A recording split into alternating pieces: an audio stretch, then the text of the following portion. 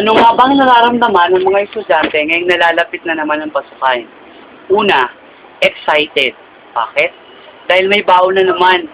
Pangalawa, makikita ko na naman si Crush. Pangatlo, makikita ko na naman yung mga teachers na minsan ay kinaiinisan ko. Pang-apat, baka ma-prefect of discipline na naman ako dahil palagi akong late o palaging absent. O kaya naman, may na-insecure sa akin kasi gwapo ako. Ang iba naman, kinakabahan kasi freshman.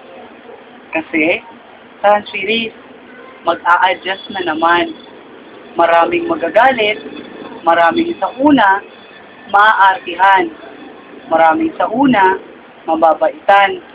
Pero, at the end of the school year, siya pala ang pinakamalandi sa loob ng classroom. Kuhang. Kaya payo ko, bilang isang guro sa kasalukuyan, mag-aral ng mabuti. Hindi naman kailangan na ikaw ay matalino. Ang kailangan, masipag ka, matyaga, at palaging sumusunod sa inuutos ng guro.